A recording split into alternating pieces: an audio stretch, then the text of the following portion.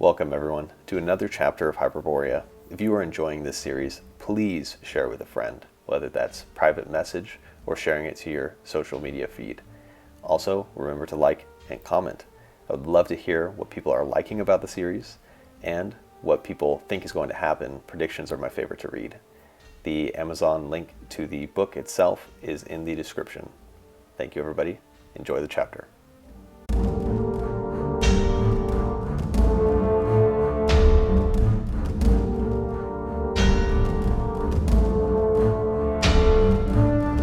Chapter 15.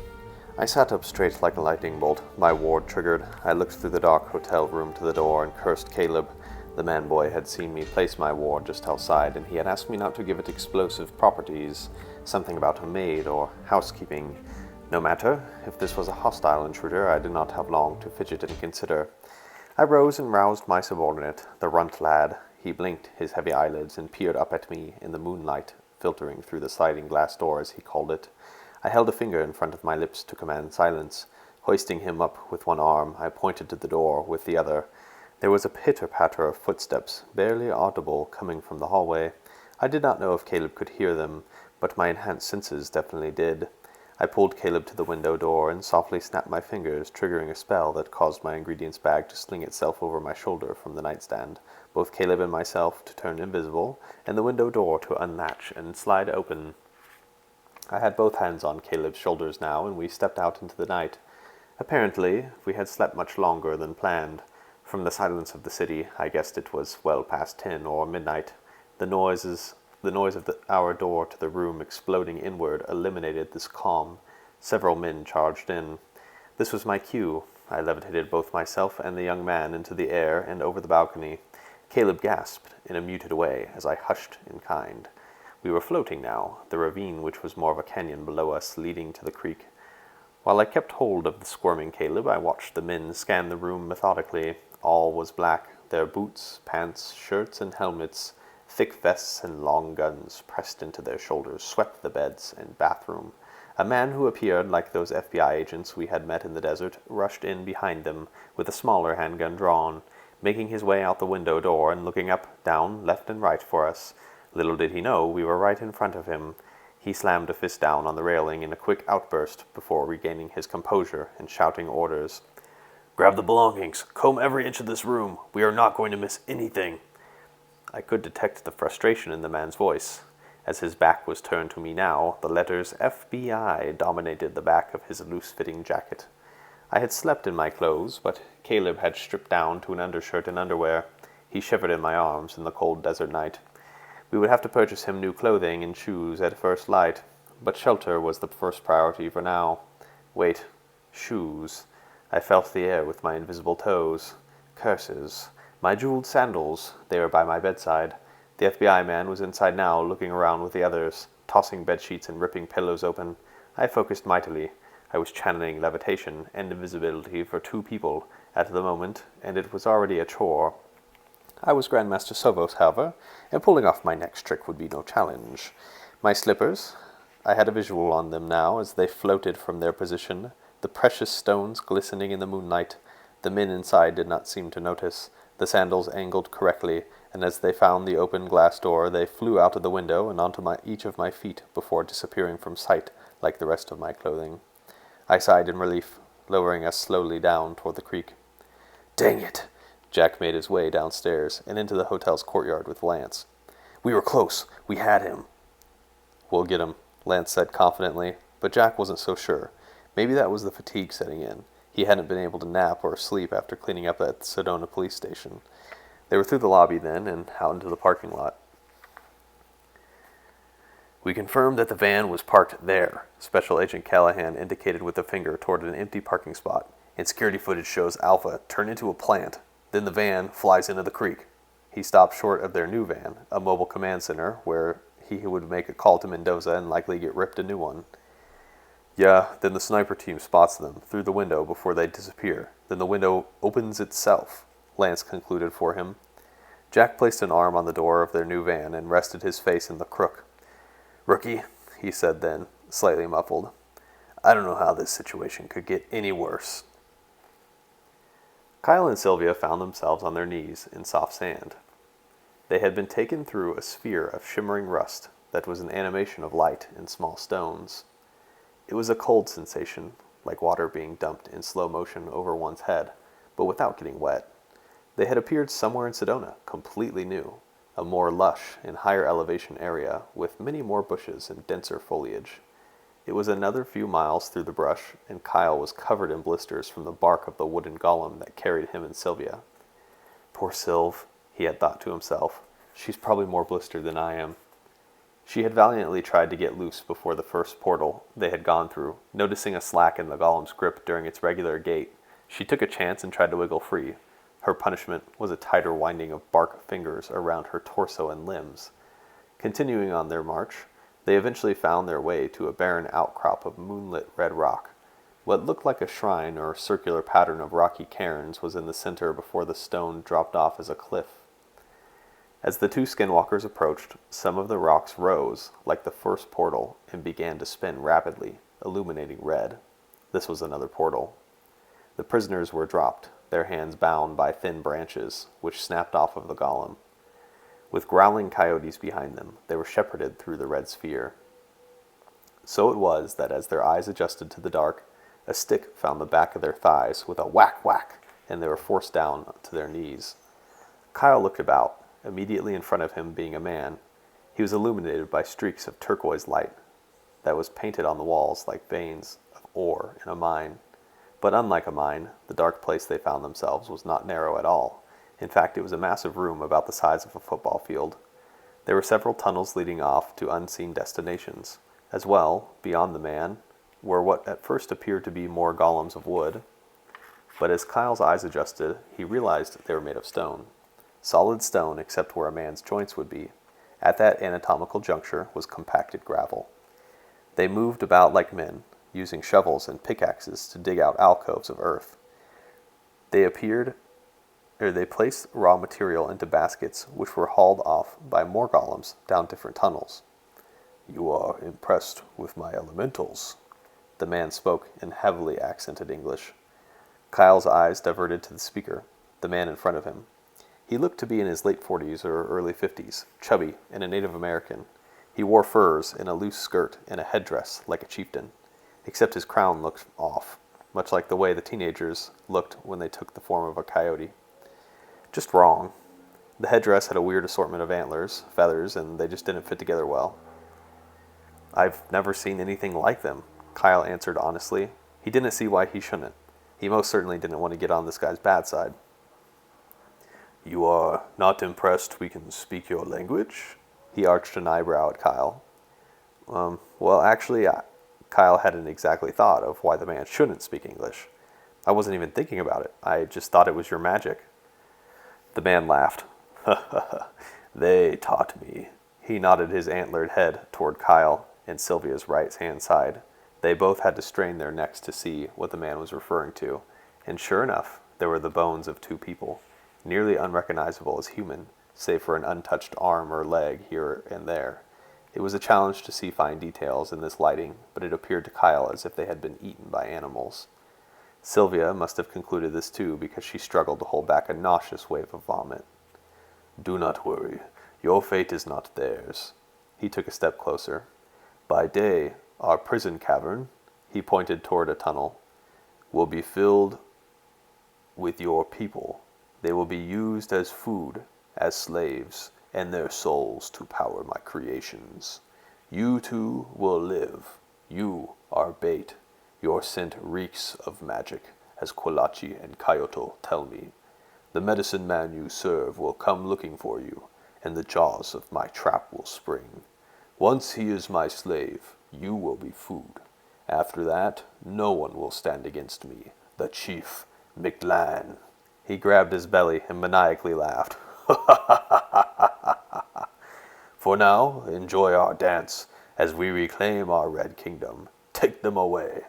A strong, rough grip, like hands made out of gravel, closed around the shoulders of Kyle, and he cried out in pain. He looked to Sylvia, who similarly was calling out, her shoulders also in the grasp of what was, in fact, hands made out of gravel. They were both lifted up and forced to walk by a pair of stone golems, who pushed them forward and past the miners. into the tunnel that Mictlan had pointed to and said, prison. It was a dungeon that they were led down that tunnel and into. In the center was a circle of rocks and cairns that Kyle knew to be a vortex, a portal. But out from that point, 100 yards in the radius as a circle, were walls that curved upward into a dome. Along the walls were cells of a crude construction, pieced together with dry-looking logs, hardened mud, and stone here and there. They were kept together, thrown into a cell by their captors. Kyle heard a heavy thud and the gravel crunch of the golems walking away. Sylv, are you okay? Kyle was at her side now. She was not moving on the ground, in a fetal position. Yeah, Kyle. Her voice was faint. I just feel sick. Her body was beaten, bruised, and bloody. The bark of the tree had torn and shredded her clothes where the friction had been strongest. The skin underneath was raw and red. The firefighter's son straddled her from behind and lifted her into a sitting position with her back against his chest. He cradled her there, reassuring her. It's going to be okay. Sovos will come for us, and he will explode these guys' heads. And even in his beaten, downtrodden state, he looked about him, taking in his surroundings. The thud he had heard earlier was a crossbar of stone that appeared more like a column. It rested horizontally on thick wooden pegs and stretched the length of the slatted cell door resting against the braces. The cell door would be immovable with it there. The prison block was empty but for them. Kyle looked up. Thick wood slats barricaded them in from above, jutting out of the dirt wall and jamming into the stone frame of the cell. He inched back to the wall, dragging Sylvia, who did not make a sound or protest. Then he leaned back, rocking, the only other person in the world, it seemed. He did something then that he had not done in a long time. He prayed. It was his father's faith that inspired the moment, and it seemed appropriate. Kyle never being religious himself. What was that saying? There were no atheists in a foxhole? Maybe it was right. It's not like he had anything else to do. Kyle closed his eyes and prayed, sleep finding Sylvia in his arms. King Marlon patrolled the ramparts above the one beach on the island of Scroll. This was the quiet before the impending storm. He stopped, hand on the battlement, eyes toward the horizon, where the Black Navy sat in wait. They were resting out there, rearming. It had been 2 weeks since Rensharo, since Sovos had departed to who knew where, the nagging question tugging at his mind once more. Would he come back? He dismissed it. He had no choice but to believe it was true, that his Grand Master would return successful. It was not difficult to reassure himself of this. Sovos was extremely arrogant, a character trait that likely would make the impossible possible, no matter his circumstances, for the duration of Rensharo. The Black Fleet, his creation, which he personally handed to the management of Admiral Virel, Marlon cursed that man. They had endured night after night of bombardment on the beaches. The king had respect for his enemies, Cormal proving to be a deft commander. From leading his own men, Marlon knew the trouble and politics of being at the helm of an army. Morale had to be managed alongside resources, both logistical and for combat. It was a delicate balance, the failure anywhere leading to mutiny and or destruction. The island itself was small, and it was on the outer edge of the archipelago of Alfheim, and thus acted as a wave break for the islands more inland. As a result of its location, the ice sea battered the southern and eastern shores. There were no places to land there, but cliffs and dagger-like rocks waited to chew up any boat that drew close. An invasion launched from the water would be impossible there. Were the opposing casters to placate the waves and somehow move a force over those rocks, they would face dense forest next, and it was in that forest that Marlon placed rangers, Alphan woodsmen, who were the finest guerrilla combatants in the world. No army would survive those obstacles. Cormal knew this. That's why he had Admiral Virel bomb the beach. Yes, 2 weeks prior, Sovos had departed, prisoners of war reporting through interrogation that Gil-Ruel followed close behind. It was then a mad dash for Skrull next, the fastest ships of each faction arriving near simultaneously to the one beach on the island. A battle commenced, and the numerically superior force of the king and those allied with the cause of light were successful in repelling the advocates of Rikostog back into the sea. They had lost many, however, and were now blocked from receiving reinforcement. The remaining weeks had become a tit for tat. Loyalist forces spent the day fortifying the beach since they had destroyed the harbor. Then, come night, the defectors would launch mortar and salvo of magical attacks and arrows. massive bolts from scorpion ballistas, boulders fired from shipboard catapults. The king's remaining masters did as they could, shielding the beach from most of the damage, so it was at a snail's pace that the fortifications came to being. 2 steps forward each day, and a step and a half back each night. Progress against the circumstances. Thus far, the masters had placed mines on the beach and in the surf. Builders raised ramparts in the steep hill that led up toward the inland tower. Wooden palisades were erected, and a gate was in the making. Once completed, the king's men could stand atop it and rain boiling oil and rocks on any who would attempt to breach. Besides the cratered beach, the Tower of Dragdraten was left unharmed by the ships, not because they could not reach it with their magical or ballistic munitions, but because Cormal did not want to risk damaging it. He needed it for his ritual. The honorable dead inside to be harvested for his apocalyptic means. Though regardless of his intentions, he did not leave it unmolested. Every other night, he would send griffin-bound men or masters by other means to test it for weak points. They were seeing where the night watch wasn't vigilant, seeing where they may be able to sneak in behind loyalist lines and sow havoc. King Marlon fought the urge to rub his weary eyes. He did not show weakness in front of his men, even his generals. He was a symbol. He turned to General Barlin, his short and stocky advisor, who had a lightning bolt stretching from his foot to his forehead. "Reduce the rangers in the woods by half for now. It is clear to me that Cormal does not mean to attack from anywhere except the beach. Leave the remainder with orders to return to the tower for flank support once the battle initiates." "Yes, your highness." Barlin saluted and marched off. "Canero, Olam, when precisely can we expect Cormal's attack?" Master Olam and Canero Farstrider looked at each other, and Canero nodded. Despite the Farstriders' personal knowledge of Cormal from their shared scholastic journeys together, Olam was the head of Battle Magic's department at the King's College of Casting. Because of this station, Olam answered. After consulting with the Grand Master's notes, Sovos had left them many instructions and information on Rensharo, Zyreth, Reverkostog, and his speculation on any other related matter. And discussing what we both know of Cormal and the island, we believe he will attack from the air and the beach in a few days' time. He will recall his ships abroad that are hunting our fleet just prior. "And his men will not mind being slaughtered on the beach for their cause?" The king's question was rhetorical. He could see in his mind's eye the soldiers in black armor, like ants by torchlight, streaming out of a landing boat and up the sand toward the palisades and earthen bunkers. Men in heavy plate mail falling out of the light watercraft and drowning in the sea, others bogged down in the sand as arrows and spells pelted them into dust. It was true that master combat would cause the battle to be slow, an inch-by-inch war as magical shields were erected and dismantled, overlapping colored domes of energy, making each few square feet of battle a microcosm of the struggle as a whole. The fighting would drag on over days, if not weeks, the gains and losses progressing and regressing at a snail's pace. This favored the king's men, of course. "Cormal fears Sovos' return." Canero spoke now in a deep voice to match the king's. "He will not gamble on that. Even if he comes back without an artifact, the Grand Master could be enough to defeat them." "Let him come."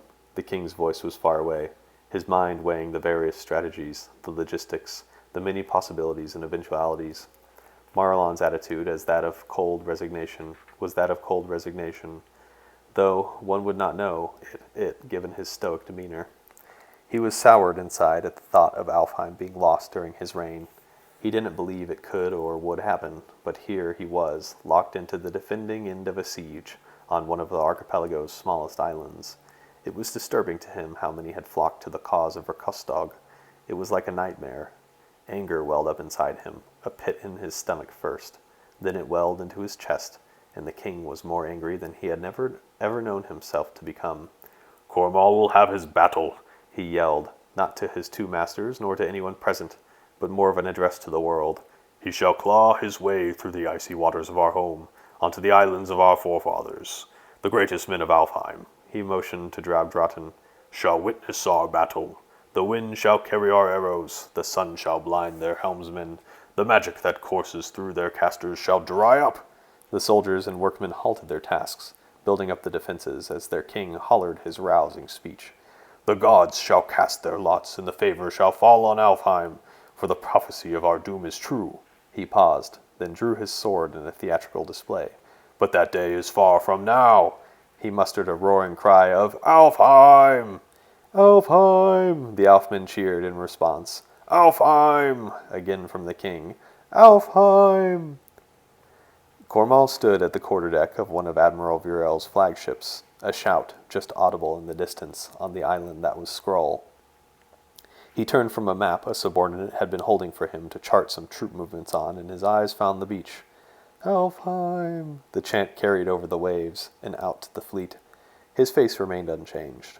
Had one of the sailors, soldiers, or masters inquired his mind at the moment, his response would be a state of calculation. From his and his advisors' observations, defenses on the beach were being erected now faster than they were destroyed every night. Were his bombardment to continue, it would only weaken their chances of success, given his landing parties would face fortified and elevated defenders, and have to charge through magically induced craters in the sand. The time to attack was now, given delay was no longer profitable in a strategic sense. Master Generous, take your casters to the ship Dragon's Fire and make ready. We will begin our attack soon, and we need to be prepared to give the king his surprise. Cormal smiled then, finally breaking his stony facade in the most wicked manner. At once, Dark One. Master Generous levitated, then soared through the air to the Dragon's Fire, another flagship. Cormal's eyes would be many places as the coming battle ignites, though they would pay special attention to Master Generous and his surprise. Once their ships were called back from hunting what remained of the king's fleet, they would begin an assault by sea and air. The fighting on the beach would be dense, bloody, and long. Cormal meant to introduce a little chaos. When the focus of the king and his masters was taken by the fighting, he would have a bulk of his casters aboard the Dragon's Fire launch their own ship into the air, landing it over the beach and onto dry land above. The flanking magical attack-heavy force would be enough to turn the tide of the fight as well as history. Yes, Cormal smiled. It would be a surprise indeed. Ashley leaned into the reverse warrior yoga pose and smiled. These pictures were going to look so good for Instagram. Okay, one more. She came back to standing and lifted one leg up to rest against her thigh. Then she lifted her arms up to form the tree pose. Your butt looks so good, girl, Ashley's best friend in the whole world, Stacy, said. Oh my gosh, shut up, Ashley playfully slapped at her arm. Let me see. She looked at Stacy's new iPhone and frowned. The sky is too bright. You can't really see how toned my shoulders are. Ashley sighed loudly. She had been hitting the gym and not putting sugar in her coffee for like a year for this opportunity, and Stacy wasn't going to mess it up. Ashley ignored the line of people waiting to have their photos taken in the vortex or something, and ordered Stacy to take it again from over there, where she thought she could still have some of Sedona's famous red rocks in the frame, but her body wouldn't be obscured by bad lighting. Despite Ashley's borderline narcissistic personality disorder, she did take the moment of her pose to appreciate the beauty of nature. Cathedral Rock was not too distant, a natural sandstone butte, which, according to Wikipedia, is one of the most photographed sites in the state of Arizona. The summit being nearly 5,000 feet in elevation, but the prominence above the valley only rising to about 300 feet. The vortex Ashley posed in now was at a distance from Cathedral Rock, not far from the highway, but elevated enough to afford magnificent views. Between them were rolling hills of red soil and dense juniper and manzanito brush, with the odd prickly pear cactus clustered here and there. Okay, one more pose. Ashley reflected a moment. Which poses would show off her butt the best? She had done too many Romanian split squats to not get the perfect photo. The boys would be sliding into her DMs. As her mind worked, someone behind her gasped. She turned, eyebrows furrowed. These people waiting had a lot of nerve. Ashley and Stacy had waited like 15 minutes and had driven all the way up here from Tempe. No, Ashley was not going to take attitude. But no one was angry or even annoyed, no? The crowd of people who had gathered to see the scenic overlook and pose in one of the vortexes for a picture were all wide-eyed as the rocks and cairns around Ashley began to levitate, then spin, then turn red. From before the tourist's eyes, Ashley disappeared, and in her place stood 20 men made of stone and standing about 8 feet tall. Unseen behind these men of rock was Quetz, the lieutenant of McGlan, with yellow snake's eyes and a forked tongue. All was quiet for a moment, but for the breeze and the highway. Then Quetz's arm worked foul shamanic magic, and the shrubs around the trail uprooted and began forming into golems. The stone giants lunged forward and grabbed for Turris, and the screaming began. The snake shot what looked like green fire into the brush, which caused whatever plant life that was struck to begin standing and forming more golems.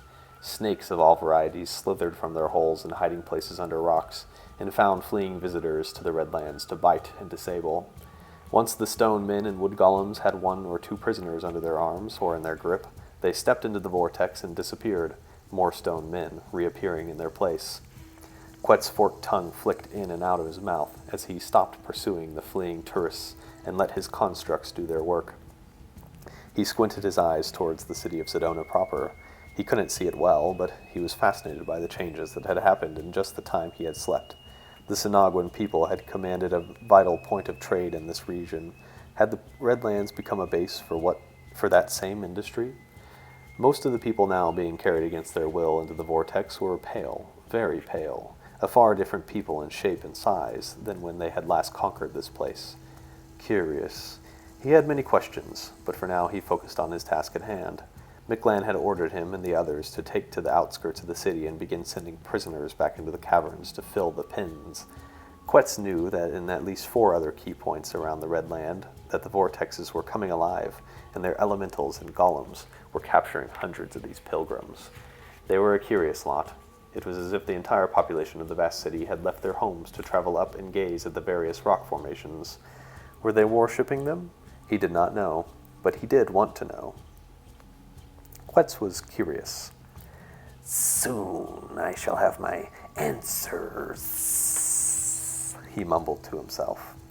Back in the caverns, Mictlan smiled broadly at the repeated flashes of red light as the vortex emptied stone golems carrying fresh prisoners at an ever-increasing rate. He monitored the progress as they filled the cages around the cell he had placed the minions of the medicine man in. The beginning stage of their attack was going well. Soon he would begin his harvest and order his lieutenants to do the same. Living stone, water, air, fire, and tree would march into the streets of the pale people and subjugate them during their search for the man of magical ability.